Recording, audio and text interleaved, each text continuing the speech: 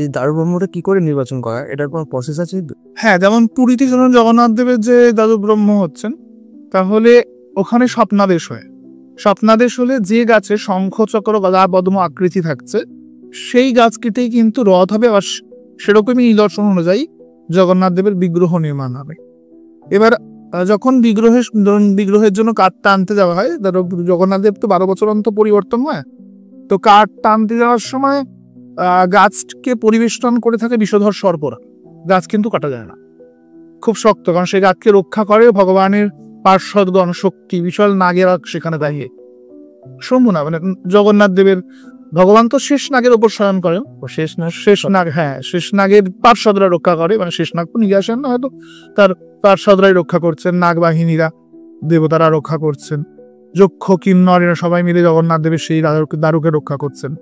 সেখানে গিয়ে পান্ডারা পুজো করে, পূজা করলে তখন সেখান থেকে নাগেরা বা ইত্যাদিরা সরে গেলে পরে সেই গাছকে কর্তন করে আনা হয়, সে দারু ব্রহ্মকলসী কাঠের গুড়িটাকে পুজো করা হয়, তারপরে তার দ্বারা বিগ্রহ নির্মাণ করা হয়। যেমন আমাদের শ্রী বিগ্রহ রাধা রাসবিহারী জি, আমি যখন জগন্নাথের যেমন দারু ব্রহ্মের ভিতরে কৃষ্ণের নাভি আছে, তেমন আমার ঠাকুর রাসবিহারী জি ওনার ভিতরে আমার সেবিত শালিগ্রাম আছে, আমি মানে দারু ব্রহ্মের ভিতরে ভিতরে স্থাপন করা আছে। এটাকে বিগ্রহটাকে খুব সুন্দরভাবে বানানো হয়েছে। এটা কি কাঠটা মানে কি একটা কাঠকে খোদাই করেই তৈরি, মানে কিছু কারুকার্য করা হয়েছে? বিশেষত রাধারানীর হাত, তারপরে শ্রীকৃষ্ণের হাত, তারপরে পা, মানে দেখে মনে হচ্ছে যেন কোনো অষ্টধাতু অথবা কোনো পাথর খোদাই করে বানানো হয়েছে। যিনি এই কারুকার্যটা করেছে খুব সুন্দরভাবে বানিয়েছে। এবং আমার ঠাকুর হতেন তার হাতের প্রথম ঠাকুর। এই দারু ব্রহ্ম কি মানে ক্ষয় হয়ে গেলে বিসর্জন দেওয়ার এরকম প্রক্রিয়া কিছু আছে? জগন্নাথ দেবের বিগ্রহে ক্ষয় হওয়ার বিষয় আছে, ওখানে তো সমাধি দেওয়া হয়, কিন্তু দারু ব্রহ্ম কিন্তু বিসর্জন হয় না, মাটির মূর্তির জলে বিসর্জন হয়। আমাদের দেখুন পঞ্চতত্ত্ব, পঞ্চভূত আর পঞ্চভূতের গঠিত দেহ, তো পঞ্চভূতের দেহকে পঞ্চভূতে লীন করার নামই হচ্ছে অগ্নি সংস্কার বা অগ্নিদাহ করা হয়, বা কেউ সমাধি দিচ্ছে মাটির তলায়, মানে দেহটাকে করা হচ্ছে। তো কাষ্ঠ বিগ্রহ অগ্নি নিক্ষেপ করতে বলা হয়েছে, যদি বাই চান্স ভেঙে যায় কাষ্ঠ বিগ্রহ, কারণ কাঠ তো জলে দিলে ভাসবে, উড়বে না, হ্যাঁ, তো কাঠ তো শেষ হবে না সেখানে। কাষ্ঠ বিগ্রহ যদি ভেঙে যাবে কিছু, সেটা অগ্নি নিক্ষেপ হবে। যদি পাথরের বিগ্রহ হয় তাহলে গঙ্গার মাঝ গঙ্গায় গিয়ে তাকে ডোবাতে হবে। এই অনেকে দেখবেন পাড়ে রেখে দিয়ে চলে যায়, বা পাথরের বিগ্রহ কিন্তু পাড়ে রাখা যাবে না। আবার মাটির বিগ্রহ উনি জলে চলে যাবে। অনেকে বিগ্রহ গাছতলায় ফেলে, এটা একদম উচিত না, এটা একদম খুব কদর্যটি বিষয় আমাদের সমাজে। মানে এর মতো আর কি বলবো, দেখুন যে ঠাকুরটাকে এত কষ্ট করে আমরা পুজো করলাম, যার মধ্যে প্রাণ প্রতিষ্ঠা করেছি, যখনই ব্রাহ্মণ বা পূজারী যিনি ওখানে প্রাণ প্রতিষ্ঠার পরে পুজোর পরে যখন বিসর্জনী ক্রিয়াটা করে দিচ্ছেন, ঘরটা নাড়িয়ে দিচ্ছেন, সঞ্চালন করছেন, সেখানে যে বিগ্রহ কোনো প্রাণ থাকছে না, বিগ্রহটা শব্দেহ, তাকে তোমার কিন্তু জলে নিরঞ্জন করাটাই বিধেয়। কারণ জল ব্রহ্ম, গঙ্গা ব্রহ্ম, এক ব্রহ্মে আরেক ব্রহ্ম মিশে যাবেন। কিন্তু গাছতলা যখনই রাখছি, দেখুন বর্ষা আসছে, তারপরে বা ঝড় বাতাস হচ্ছে, ধরুন সরস্বতী মূর্তি, কালী মূর্তি, দুর্গা মূর্তি, মা কালী যদিও নগ্না, তো দুর্গা মূর্তি বলুন বা সরস্বতী তো খুব সুন্দরী, তার বুকের থেকে যখন কাপড়টা সরে বা চুলটা খসে পড়ে, দেখতে কি কোনো সৌন্দর্য মনে হয়? বরঞ্চ সমাজে খুব বাজে একটা নিদর্শন এটা সৃষ্টি করে। এবং এটার জন্য দেখবেন বিধর্মীরা এই যে আমাদের ধর্মকে নিয়ে হাসাহাসি করে বা চারটে বাজে কথা বলে, তার জন্য কিন্তু সনাতনী হিন্দুরাই দেয়। এই ক্ষেত্রে আমি বলবো অন্তত যে হ্যাঁ, ওদের ব্যাপারটা ভিন্ন জায়গায় ওরা হয়তো সনাতনীদের উপর অত্যাচার অনেক জায়গায় করে থাকে, কিন্তু অ্যাটলিস্ট এই জায়গাটা দাঁড়িয়ে সনাতনীরা নিজেদের মানে হাসির খোরাক বানাতে নিজেরা এখানে দায়ী।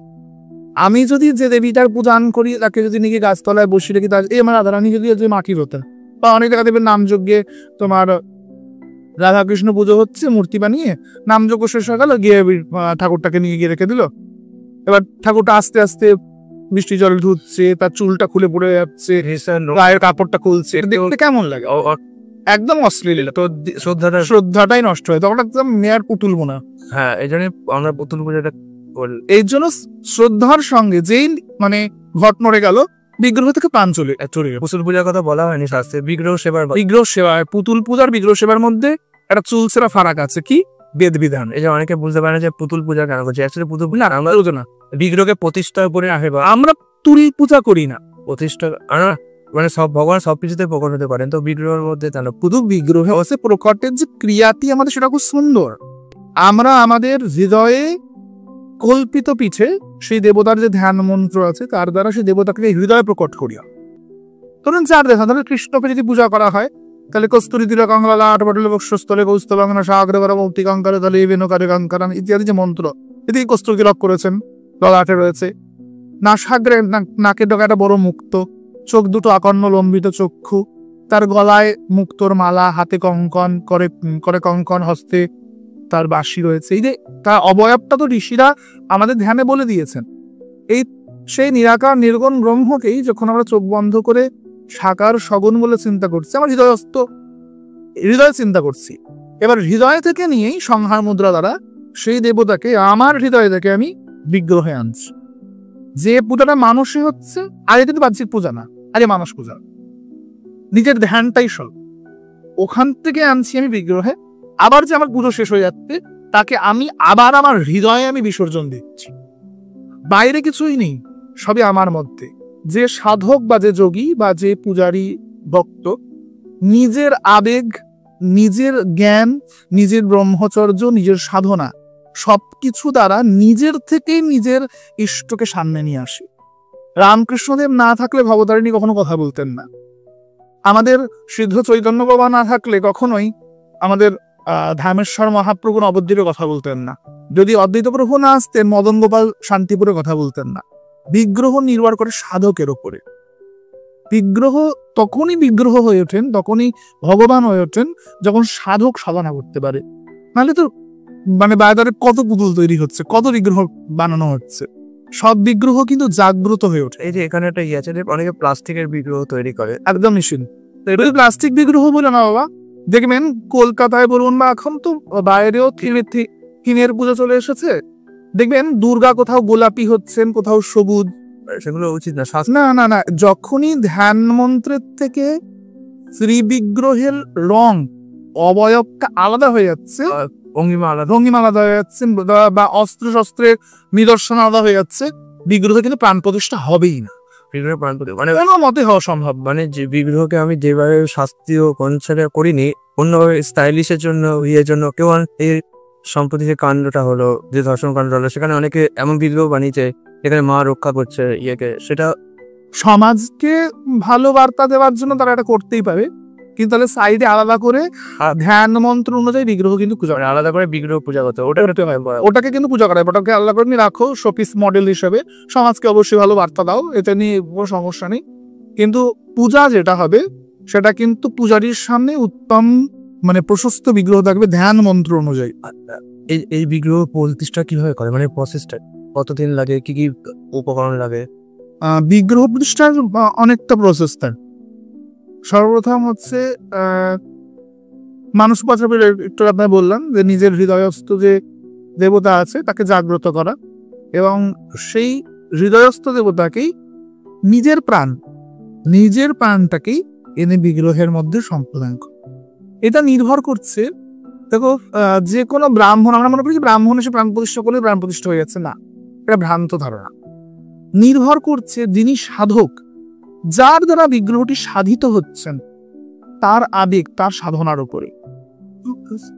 কত জায়গায় কত গোপাল মূর্তি, কত বাড়িতে এখন দেখবে ছেলে খেলার মতো সেবা হচ্ছে, নকুল দানা খাইয়ে সেবা হচ্ছে, এটা দেখবে ঘরে ঘরে পুতুল খেলার মতো হয়ে যাবে। এখানে এটা বলি, যদি কেউ বিগ্রহ প্রতিষ্ঠা হয়তো করতে পারেনি বা কোনো কারণে জানে না কি করা, কিন্তু সে মন প্রাণ দিয়ে সেই বিগ্রহটাকে খাওয়াচ্ছে, তাকে শোয়াচ্ছে। যেমন আমাদের বাড়িতে হয় যে আমাদের বাড়িতে গোপাল ঠাকুরটাকে প্রতিষ্ঠা করা হয়নি, কিন্তু তার আগেও আমরা সেবা করেছি। তারপরে একজন না কি যেন বলে গোস্বামী দিয়ে যা প্রতিষ্ঠা আছে, তো এর আগে যে সেবা করা হলো, এগুলো কি ব্যর্থ গেল? না, ব্যর্থ গেলেনি। যেমন দেখবেন বিয়ের দিনই কি কোণের মধ্যে আবেগ আসছে? না, যখন থেকে সম্বন্ধ দেখা হচ্ছে আর বিয়ের তারিখটা বাঁকা হচ্ছে, কোণে কিন্তু আস্তে আস্তে আস্তে নিজের মধ্যে আবেগটা নির্মাণ করতে থাকেন। ওই আবেগটাই কিন্তু তার কাছে হাতে বড়মাল্য হয়ে ওঠে। সেই বড়মাল্যটাই কোণে কিন্তু সামনে বরের গলায় পরিয়ে দেয়। এই যে বড়মাল্যটা পরালো, বর যদি পরে এই বড়মাল্যটা গলা থেকে খুলে ফেলে, এটা কিন্তু বিয়ের নিয়মে কোনো ফারাক পড়ে না। কিন্তু ওনে যে বড়মাল্যটা ভালোবাসার সঙ্গে দিয়েছে, তার ভালোবাসাটাই কিন্তু সেখানে দাগ পড়ে বা আঘাত পড়ে। ঠিক তেমন ব্রাহ্মণ বা গোস্বামী তিনি প্রতিষ্ঠা তো করবেনই, সেটা তার ক্রিয়া ক্রম পূজার। কিন্তু আগে থেকে যে পূজা করছি বিগ্রহের প্রতি আমার যে আবেগ, আমি যে তাকে আকুল হয়ে ডাকছি, তাতেই তিনি আসবেন। মন্ত্রক্রিয়া তো লাগবেই, ওটা হবেই, ওটা প্রয়োজন, কিন্তু আবার আবেগেই তিনি আসবেন। আমার আবেগ না। আচ্ছা, রামকৃষ্ণদেব তো ভবতারিণীকে প্রতিষ্ঠা করেছেন তার দাদা বা আরো অন্যান্য ব্রাহ্মণরা মিলে। আচ্ছা, ভবতারিণীর মন্দিরে তো নির্মাণ কর্তা রাসমণি, কিন্তু উনি কথা বললেন রামকৃষ্ণদেবের কাছে। মানে ভগবান ডাকলে কোকর ধর, ডাকলে প্রকার নির্ভর করছে কে ডাকছে, তার মধ্যে তার শুদ্ধতা কতটা। শুদ্ধ সত্তা ছাড়া কেউ ডাকতেই পারবে না। দেখবেন শুদ্ধ সত্তা আমরা কি করে বুঝবো? ভগবানের সামনে বসেই তোমার প্রণাম করতে গেলে দেখবে আমরা সাধারণত কামবশত খর্দ পড়ার মধ্যে পড়ি। মেয়েটার বিয়ে হচ্ছে না, ছেলেটার চাকরি হচ্ছে না, আমার ছেলে চাকরি হলে ভালো হয় ঠাকুর। মানে আমরা নিজেদের কথা বলতে চাই, ভগবানের কথা কিন্তু বলছি না। যখনই আমরা তাকে ডাকছি এবং তার প্রতি আত্মবিহুবল হয়ে পড়ছি, তাকে ভালোবাসছি, আমার ভালোবাসার আকর্ষণে যিনি নেমে আসছেন সেই ব্রহ্ম। প্রহ্লাদ তো কোনো মূর্তি তো ডাকেননি, স্ফটিক স্তম্ভে ডেকেছেন, একটা পিলার। প্রহ্লাদ বাবা বলছে এই স্ফটিক স্তম্ভে ভগবান আছে, প্রহ্লাদ বলছে আমার চোখে দেখলে আছে, তোমার চোখে দেখলে নাই। হিরণ্যকশিপুর গদা মারছে, নৃসিংহদেব প্রকট হচ্ছে। কেন? ভক্ত বলেছে যে আমি এটার মধ্যে আছি। ভক্তের কথা প্রমাণ করার জন্য ভগবান অদ্ভুত বেশ ধারণ করে স্ফটিক স্তম্ভ থেকে বেরিয়ে আসতে, এটা ভক্তের উপর নির্ভর করে। এই জিনিসটা আমার বুঝতে একটু অসুবিধা হয় যে হিরণ্যকশিপু বা হিরণ্যাক্ষ অ্যাকচুয়ালি তো ভগবানের পার্শ্বদী ছিলেন, জয় বিজয়। তাহলে এটা কি করে সম্ভব যে যিনি ভগবানের ভক্ত ছিলেন এক সময়, তিনি এই আবার ভগবানের সব থেকে বিরোধী রূপে পরিগণিত হলেন? ব্রহ্মার সৃষ্টিকল্পে বা প্রথম 4 জন ঋষি জন্ম দেন ব্রহ্মা। এরা হচ্ছে সনক, সনাতন, সনন্দন, সনত কুমার। এই 4 জন ঋষিপুত্র, এই 4 জন বালক, তাহারা একদিন বৈকুণ্ঠে ভগবানকে দর্শন করতে চান, কিন্তু নগ্ন অবস্থায়। ওনারা দিগম্বর, ওনারা অবধূত, ওনারা গায়ে বসন পড়েন না। যখন আসলেন তখন জয় বিজয় রাস্তায় আটকে দিলেন যে না, নগ্ন অবস্থায় বৈকুণ্ঠে প্রবেশ করা যাবে না। তখন সনকাদি ঋষি রেখে গেল যে বৈকুণ্ঠে বাস করেও তোমাদের মধ্যে কুণ্ঠিত বোধ গেল না, যেখানে নাই কোনো কুণ্ঠা, তার নাম বৈকুণ্ঠ। কিন্তু তোমরা তো ঋষিদের বৈষ্ণবদের চিনলেই না, সাধু কাকে বলে তোমরা তো বুঝলেই না। ভগবানের পার্ষদ হয়েছ মানে তো এই নয় যে সাধুর উপরে চলে গেছো। সাধুর জন্য ভগবানের চরণ অবারিত দ্বার। তাই বিষয় পড়ি, এটা জয় বিজয়ের যে স্খলন, সেটা কিন্তু বৈষ্ণব মহিমা প্রকাশের জন্য। ভগবান নিজের মহিমা প্রকাশ অপেক্ষা তার ভক্তের মহিমা প্রকাশ করতে ব্যস্ত হয়ে পড়েন।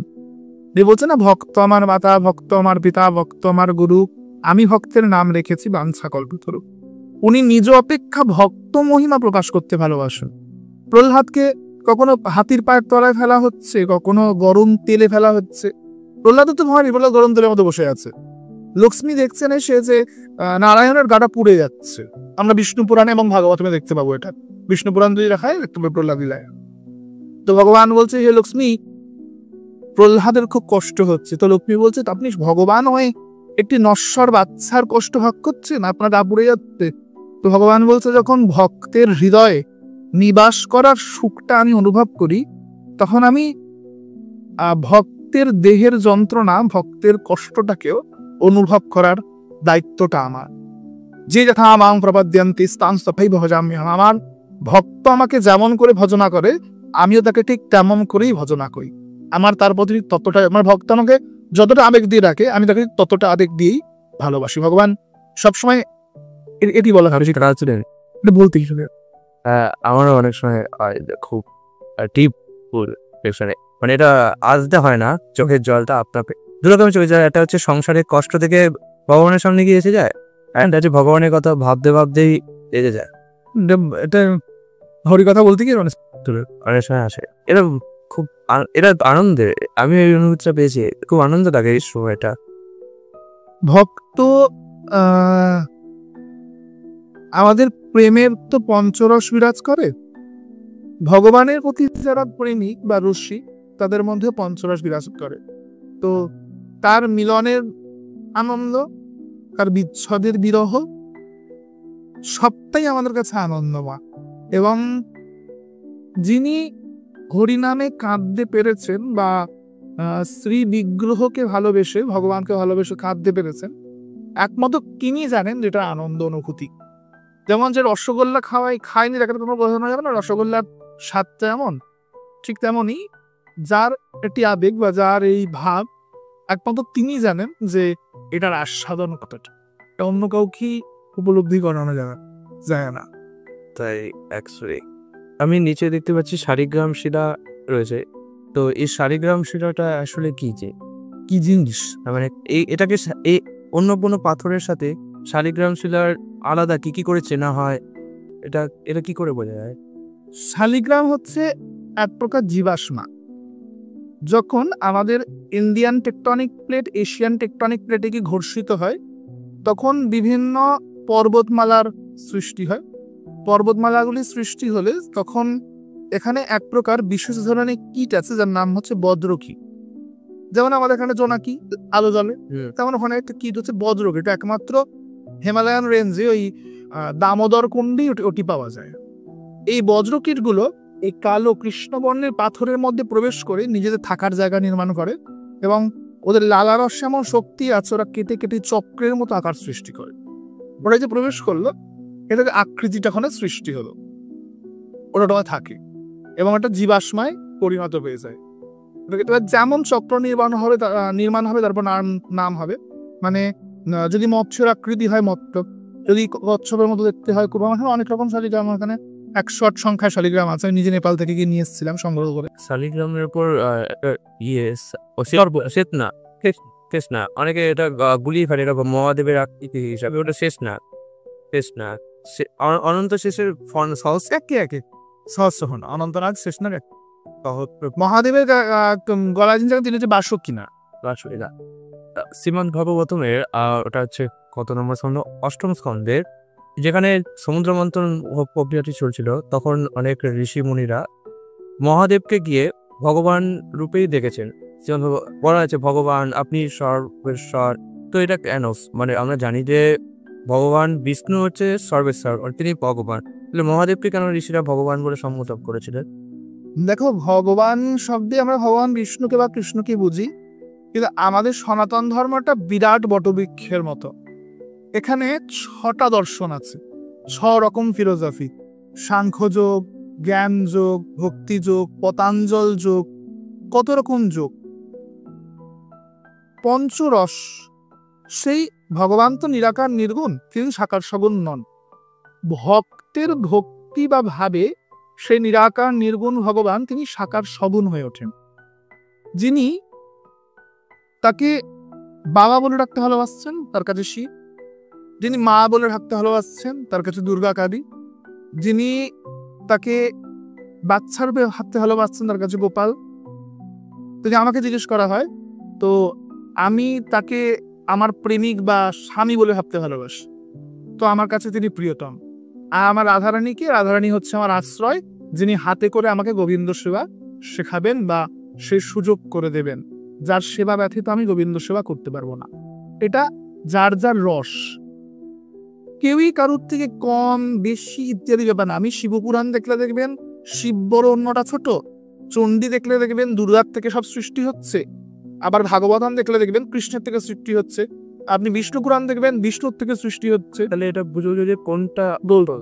এই একই প্রশ্ন আজ থেকে অনেক বছর আগে বিবেকানন্দ তো প্রথম গেছেন আমাদের ভারতবর্ষকে রিপ্রেজেন্ট করতে। পরবর্তীতে আরেকজন মহান যান, তার নাম হচ্ছেন মহানামব্রত ব্রহ্মচারী। এই মহানামব্রত ব্রহ্মচারীকে একই প্রশ্ন করা হয়েছে। মহানামব্রত ব্রহ্মচারী বলেছিলেন যে ধরে নাও একটা মিষ্টির দোকানে, ময়রার দোকানে কজন লোক গেছে, বলছে ময়রা ভালো কি আছে দাও। তো ময়রা একে একে সব জিনিস বের করছে, রসগোল্লা দিচ্ছে, রসগোল্লাটা খেয়ে হচ্ছে সুন্দর, বলছে আর কি আছে দাও, পান্তুয়া বের করছে, আর কি আছে দাও। ময়রা বলছে তো হচ্ছে না, দিয়ে সূক্ষ্ম জিনিস দিই, তো সন্দেশ দিয়েছে।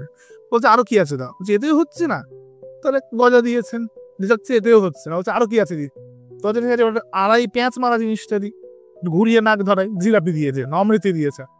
তো জিজ্ঞাসা করছেন লোকটা যে মহারাজ এর মধ্যে সবচেয়ে ভালো কোনটা, বেস্ট কোনটা? বলছে সবটাই ভালো, সবটাই আমার তৈরি, আর সবটাতে একই উপাদান আছে, কি?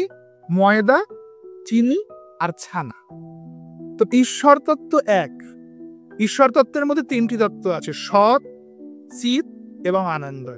শ্রীমদ্ ভাগবতমের মাহাত্ম্যের প্রথম শ্লোকে দেখবেন বলছে সচ্চিদানন্দ রূপায় বিশ্বৎপত্যাদি হেতবে তাপত্রয় বিনাশায় শ্রীকৃষ্ণায় বয়ং নমঃ। আবার আপনি রামপ্রসাদী সঙ্গীত শুনুন, কি বলছে? সদানন্দময়ী কালী মহাকালের মনমোহিনী, তুমি আপনি নাচো আপনি গাও মা, আপনি গাও মা। সেই সদানন্দময়ী কালী, সে আনন্দময়ী, মানে তত্ত্ব তিনটে, কি কি? সৎ, চিৎ, আনন্দ। তুমি যে রূপে তাকে ডাকো না কেন, সে ডাকাটা যেন ঠিকঠাক মতো হয়। সমস্যা নেই যে এ রূপে ডাকলে তুমি পাবে না, ওর রূপে পাবে না।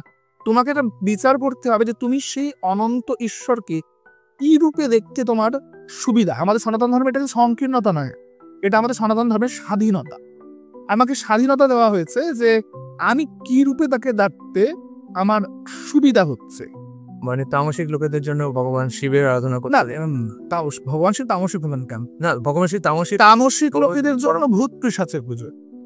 তামসিক ক্রিয়া যারা করতে চান তারা ভূত পিশাচগণের পিতৃব্যগণের পূজা করছেন, বা বিভিন্ন তন্ত্রের দেবী যারা মানে একটু নিত্যু দেবী, যেমন ধরুন যোগিনীদের পুজো, বর্ণিনী, যোগিনী এদের পুজো যারা করেন। যারা রাজস্বিক তারা রজগুণের দেবতাদের পুজো করেন। রজগুণের দেবতা যেমন দুর্গা, কালী আদি সবাই রজগুণের দেবতা। গণেশ, হ্যাঁ, হ্যাঁ, সাত্বিক ভগবান স্বয়ং শিব সাত্বিক। নির্ভর অ্যাকচুয়ালি আবার কি দেবতারা না রাজস্বিক তামসিক অ্যাকচুয়ালি হয় না, মানে নির্ভর করছে যে আমি তাকে কি করে মানে উপাসনা করছি। দেখবেন অনেকে কিন্তু দুর্গার কাছে গিয়ে লোকের ক্ষতি চাইছে বলি দিয়ে, সে তামসিক। অনেকে দুর্গাকে মা বলে পুজো করছে, ধন ঐশ্বর্য চাইছে, তিনি রাজস্বিক। অনেকে দুর্গার কাছে চাইছে না, দুর্গার কাছে মুখ্য কামনা করছে, তিনি সাত্বিক। আবার দেখা যাচ্ছে কেউ সব কিচ্ছু চাইছে না, এই তিন গুণের ঊর্ধ্বে উঠে গেছে। আমার মন্দিরে যেমন দুর্গাপুজো হয়, আমি বৈষ্ণব হয়ে দুর্গাপুজো করি, তো আমার কাছে সব কিছুই না। আমি বলি কাত্তায়তী মহামায়ী মহাযোগিনী ঈশ্বরী নন্দ গোপুসুতে দেবী প্রতিজ্ঞে করে দিলাম, আমি নন্দনন্দন ব্রজেন্দ্র নন্দন কার প্রতিরূপে চাই মা, তুমি কাত্তায়ন পূর্ণমাসী যোগমায়া, তুমি আমাকে সেটা পাইয়ে দাও। তো সেখানে দেবী আমার কাছে না রাজস্বিক না তামসিক না সাত্বিক, আমার কাছে দেবী তিন গুণের ঊর্ধ্বে। তো এটা করা মানে আমরা বৈষ্ণবরা দুর্গাপুজো করতে পারে, সমস্যা কোথায়? মানে কিছু যখন বলেছে যে তুমি শুধু আমার ভজনা করো, আর সেক্ষেত্রে এই কৃষ্ণ যিনি বলছেন আমার ভজনা করো, এটা তো গীতার টিপস। তো ঠিক তার পরক্ষণেই দেখুন কৃষ্ণ অর্জুনকে নিজে বলছেন যে হে অর্জুন, মহাভারতের যুদ্ধে যদি জয়ী হতে হয় তাহলে সর্বাগ্রে কাত্যায়নী স্তুতি করো, দুর্গাকে স্তুতি না করলে তুমি মহাভারতের যুদ্ধে জয়ী হতে পারবে না। অর্জুন স্তুতি করছেন এদিকে, নামাস্তে সিদ্ধসে নানি আর যে মন্দারবাসিনী কপালি কালী কৃষ্ণী কপিলে কৃষ্ণ পিঙ্গলে। এই তিনি কি নন্দগোপ, অর্জুন বলছে স্তুতিতে, নন্দগোপ কুলত হবে, ভগবান একা আসেন না, যোগমায়াকে সঙ্গে নিয়ে আসেন। তো তুমি যখন এসেছো তোমার এই কৃষ্ণের সঙ্গে সঙ্গে যোগমায়াও এসেছেন, হে দেবী সেই তুমি আজ যুদ্ধের রণে এসে আমাকে তুমি সাহায্য করো। যখন যুধিষ্ঠির রণে নামছেন, কৃষ্ণ নিজে যুধিষ্ঠিরকে উপদেশ করছে, হে যুধিষ্ঠির তুমি দুর্গাকে স্তুতি করে। আমরা মহাভারতে যুধিষ্ঠির স্তুতি পাই, অর্জুনকৃত স্তুতি পাই, ব্রহ্মবৈবর্ত পুরাণে কৃষ্ণের নিজের দুর্গাপূজার স্তুতি পাবে। আবার মা ভগবতীও দুর্গাকে প্রণাম করছে এমন স্তুতিও বলে। ব্রহ্মবৈবর্ত পুরাণে দুর্গা রাধাকে স্তুতি করছে এমন শ্লোকও পাবে, আবার রাধা দুর্গাকে স্তুতি করছে এমন স্তুতিও পাবে। সবাই এরা সচ্চিদানন্দময়, অর্থাৎ চিন্ময়তার কোনো ভেদ নেই। ভেদ যে করছিল তার মানসিকতা সমস্যা। ওই যে এখানে যদি এটা মানে আমি যদিও বৈষ্ণব, এটা যদিও কালী কীর্তন, যে বলছে না যে এক ব্রহ্ম দ্বিধা ভেবে মন আমার হয়েছে বাজি, তো কথাটা ফেলে দেওয়া না, খুব সুন্দর যে বড় কথাকে সোজা করে বলেছে। একই সচ্চিত এবং আনন্দ বেদব্যাসজি নিজের মতো করে বিভিন্ন গ্রন্থ লিখেছে। তুমি যে রূপেই করো, মা রূপে ডাকলেও সেই ব্রহ্মকে ডাকবে, প্রেমিক রূপে ডাকলেও সেই ব্রহ্মকে ডাকবে, বাবা রূপে ডাকলেও সেই ব্রহ্মকে ডাকবে। ফারাক কোথায়? কালীকে আমরা মা রূপে ডাকতে পারি, প্রেমিকা রূপে ডাকতে পারি না। শিবকে আমরা বাবা রূপে ডাকতে পারি, প্রেমিক রূপে ডাকতে পারি না। রামকে আমরা চাইলে স্বামী রূপে ভাবতে পারি না। কি করে পারি? তিনি তো সীতা ছাড়া ভিন্ন পত্নী গ্রহণই করেন। কিন্তু গোবিন্দ তিনি সর্বোত্তম ভগবান, ঈশ্বর পরমা কৃষ্ণ সচ্চিদানন্দ বিগ্রহ অনাদিরাদির গোবিন্দ সর্বকারণ কারণ। কেন না, তার কাছে পঞ্চরস শান্ত, দাস্য, সাক্ষ্য, বাৎসল্য, মধুর। আমরা এই পাঁচটা রসই তার কাছে পাবো, যেটা অন্য কারুর কাছে পাবো না। তার মতো উত্তম সন্তান নাই, তার মতো উত্তম রাজনীতিবিদ নাই, তার মতো উত্তম কূটনীতিবিদ নাই, তার মতো উত্তম যোদ্ধা নাই, তার মতো বন্ধু নাই, তার মতো সখা নাই, তার মতো প্রেমিক নাই, তার মতো স্বামী নাই, তার মতো বাবা নাই, তার মতো ভগবান নাই, তার মতো ভক্তবৎসল জগতে নাই। অর্জুন বসে আছে রথের পেছনে, রথের সারথি হয়ে নেমেছেন, এমন ভগবান আর কোথায় জগতে? যে ভক্তের জন্য রথের সারথি হয়ে নিচে বসে পড়েন, ভক্তের জন্য তীর বুকের মধ্যে খেয়ে নেন, ভক্তের জন্য তিনি রণত্যাগ করে পালান। রণত্যাগী পুরুষকে বললে এটা তো পুরুষকে গালাগাল দেওয়া, কিন্তু ভগবানের জন্য রণত্যাগীটা তো স্তুতি হয়ে যায়।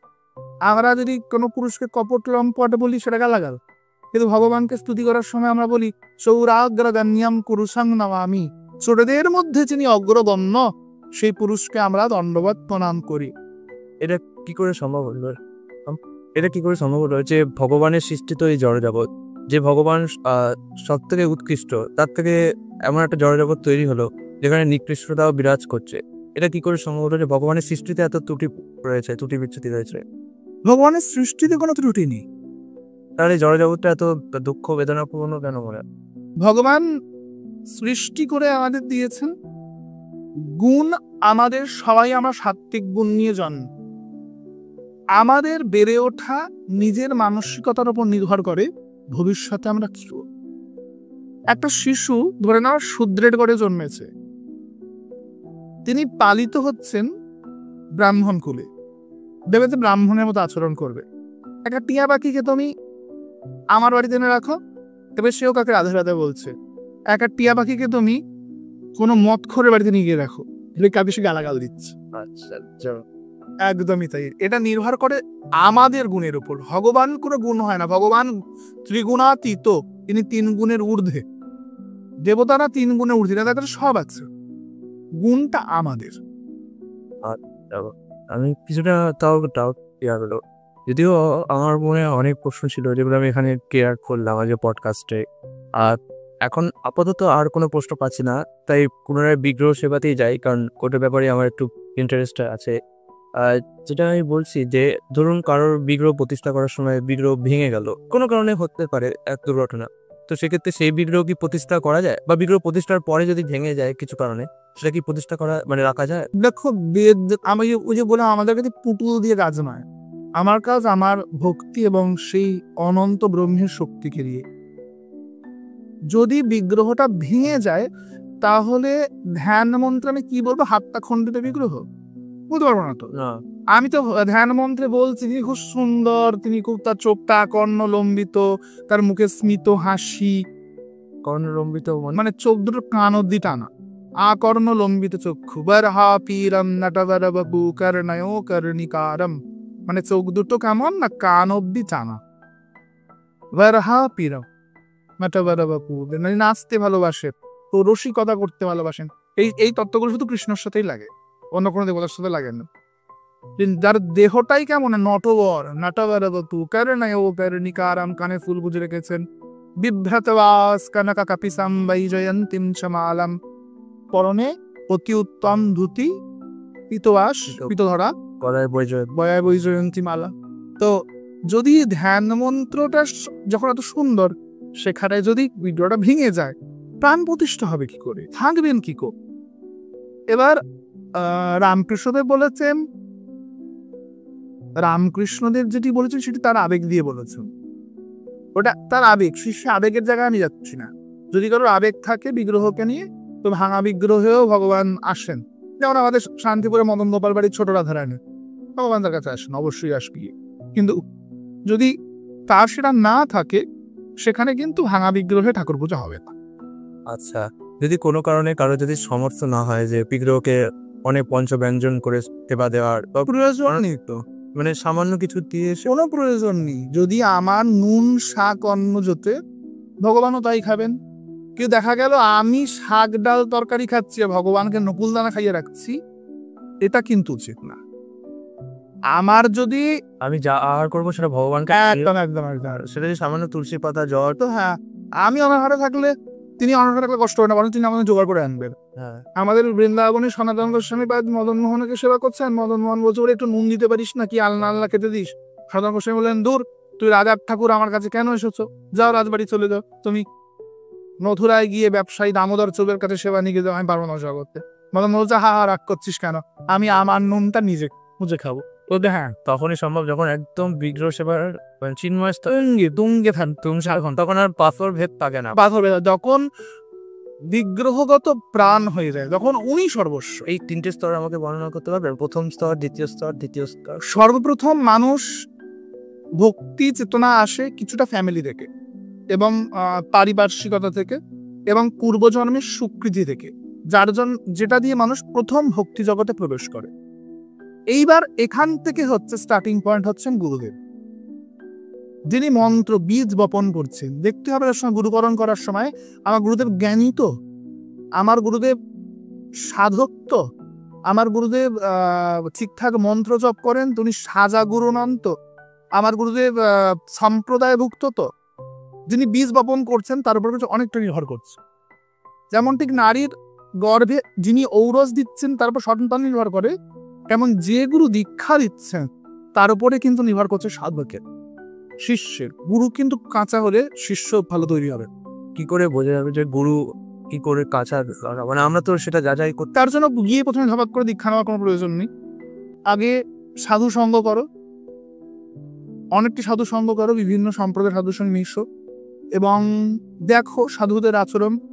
গুরুকরণ করাটাকে তাকে দিনে রাতে পরীক্ষা করে নাও, কিন্তু দীক্ষা নেওয়ার পরে কিন্তু আর কদাপি কোনো মতেই গুরুকে বিচার করা যাবে না, উনি ঠিক না। আচ্ছা, দীক্ষা নেওয়ার আগে আমরা বিচার করতেই পারি, কোনো দোষ নেই। দীক্ষা নেওয়ার পরে আমাদের ডাউট হলে চলবে না গুরুর পেছনে। আচ্ছা, যদি কারোর বিচার যদি ভুল হয়, মানে তার বুদ্ধি হয়তো পরিণত নয়, সে হয়তো একটা গুরু নিয়েছে, দীক্ষাও নিয়েছে, তারপরে তার মনে হচ্ছে যে গুরু ঠিক না, তাহলে সেক্ষেত্রে না, যদি গুরুদেবের সম্প্রদায় ভুল হয়, মন্ত্র ভুল হয়, শিক্ষা ভুল হয়, পুরো চেঞ্জ হবে, গুরু পরিবর্তন হয়, মানে কিছু করার নিষেধ, মানে আমার গুরুটার খোঁজা সম্ভব পুরো হয়। দেখা গেল যে আমি ক্লাস 10 অব্দি একটা মানুষের কাছে পড়ছিলাম, হ্যাঁ, তিনি গিয়ে আমাকে অনার্স ক্লাসে পড়াতে পারেন না, বা তিনি MA BEd পড়াতে পারেন না, আমি তার কাছে পড়বো না, নিশ্চয়ই নেই। মানে আমি যাকে খুঁজলাম তা আমার সম্পূর্ণ হয়নি। না, এবার আমি দীক্ষা নিলাম। দীক্ষাটা ফার্স্ট মেন হচ্ছে দীক্ষাটা খুব প্রয়োজন, যেটা বলা হয় দ্বিতীয় স্তর। তারপরে দীক্ষা কেন নেওয়া হয়, মানে এর গুরুত্ব কি? দীক্ষা অ্যাকচুয়ালি হচ্ছে ব্রতর শব্দের অর্থ কিন্তু দীক্ষা। যে আমি গুরুদেবের কাছে সংকল্প করে বলছি আজ থেকে আমি ত্রিসন্ধ্যায় মন্ত্রটা জপ করব, কথা দিলাম, আমি জপ করবো। এতদিন জপ করতাম, এমনি নর্মাল জব করা আর গুরুদেবের দেওয়া মালা জব করার মধ্যে কোনো আকাশ পাতাল পার্থক্য আছে। কেন পার্থক্য কেন? আমি তো ভগবানের নামই জব করছি। তুমি নামটা পেলে কি করে? আচ্ছা, তার মানে আমি যদি এমনি জব করি, আচ্ছা, তোমাকে যদি বলা হয় আগুন আনতে, তুমি কি করে নিয়ে আসবে? আমি আগুনটাকে কোনো মানে জ্বালিয়ে আনতে পারি, কোনো পাত্রে নিয়ে আসতে পারি। এখন পাত্র আমি কি পাত্র, ওয়াটার হোক, মাচিস হোক, মাটির পাত্রতেও আনতে পারি। না, মানে আগুনটা আনবে কিসে করে? এটা কোনো আধারে মানে সেটা কিসে আনবে? হলো একটা মাচিস বা কোনো কাঠ জ্বালিয়ে আনবে, তুলো জ্বালিয়ে আনবে, হ্যাঁ, বা কিছু জ্বালিয়ে আনবে। তুমি কি আগুনটা এমনি আনতে পারবে? না, সে পারবে না।